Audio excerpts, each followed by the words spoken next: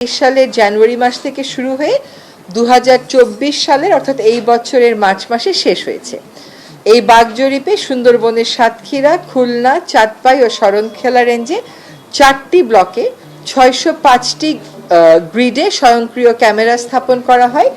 4 বর্গ কিলোমিটার আয়তনের প্রতিটি গ্রিডে বাঘের গতিপথ, অবস্থান ইত্যাদি বিষয়ে পর্যবেক্ষণ করে সতর্কতার সাথে 2টি ক্যামেরা স্থাপন করা হয়। 605টি গ্রিডে পর্যায়ক্রমে 1210টি ক্যামেরা মোট 318 দিন রেখে দেওয়া হয় এবং 368টি গ্রিডের ক্যামেরায় বাঘের ছবি পাওয়া যায়। 10 লক্ষাধিক ছবি ও ভিডিও থেকে শুধুমাত্র বাঘের ছবি পাওয়া যায় 7297টি। এত বিপুল সংখ্যক বাঘের ছবি ইতোপূর্বে পাওয়া যায়নি। ক্যামেরা ট্র্যাপিং এর মাধ্যমে স্বয়ংক্রিয়ভাবে বাঘের ছবি তোলার মূল উদ্দেশ্য হলো বাঘের দেহে যে ডোরাকাটা দাগ আছে তা সুস্পষ্টভাবে চিহ্নিত করা। বাঘের ডোরাকাটা দাগ ও দেহের বিভিন্ন অংশের ছবি বিশ্লেষণ করে একক ও অনন্য বাঘের ছবি শনাক্ত করা হয়। জরিপকালে প্রাপ্ত বাঘের ছবি ও অন্যান্য তথ্য উপাত্তসমূহ সুন্দরবন বাঘ সংরক্ষণ প্রকল্পে নিয়োজিত বাঘ বিশেষজ্ঞগণ কর্তৃক বিশ্লেষণ ও যাচাই বাছাই করে বাঘের সংখ্যা ও বাঘের ঘনত্ব নিরূপণ করা হয়। এছাড়া জরিপের তথ্য উপাত্ত বিশ্লেষণের পর ভারত, নিউজিল্যান্ড ও মার্কিন যুক্তরাষ্ট্রের বন্যপ্রাণী বিশেষজ্ঞ ও বিশ্ববিদ্যালয়ের অধ্যাপকের মতামত গ্রহণ করা হয়।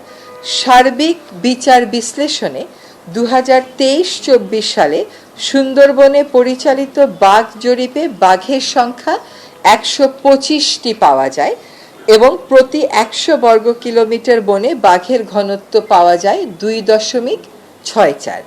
2018 সালের তুলনায় 2024 সালে সুন্দরবনে বাঘের সংখ্যা 9.65% বৃদ্ধি পেয়েছে এবং 2015 সালের তুলনায় বাঘের সংখ্যা 17.92% বৃদ্ধি পেয়েছে। আমি পরের প্যারাটাও একটু পড়ি। 2023-24 সালের বাঘ জরিপে উল্লেখযোগ্য সংখ্যক বাঘ শাবকের ছবি পাওয়া যায়, তবে বাঘ শাবকের সংখ্যা জরিপের ফলাফলে অন্তর্ভুক্ত করা হয় না। তার কারণ হচ্ছে ছোট থেকে পূর্ণবয়স্ক হওয়া পর্যন্ত বাঘ শাবকের মৃত্যুর হার অনেক বেশি হয়ে থাকে। 2023-24 সালের বাঘ জরিপে 21টি বাঘ শাবকের ছবি পাওয়া গেছে, যেখানে 2015 আর 2018 সালের বাঘ জরিপে মাত্র 5টি করে বাঘ শাবকের ছবি পাওয়া গেছিল। এর পরের প্যারাগ্রাফে বলা আছে যে বাঘগুলোকে রক্ষায় বন বিভাগ কি কাজ করেছে, যেমন ধরেন 53.52% এলাকাকে সুন্দরবনের রক্ষিত এলাকা ঘোষণা করেছে, সেখানে সকল ধরনের বনজ সম্পদ আহরণ নিষিদ্ধ করা হয়েছে।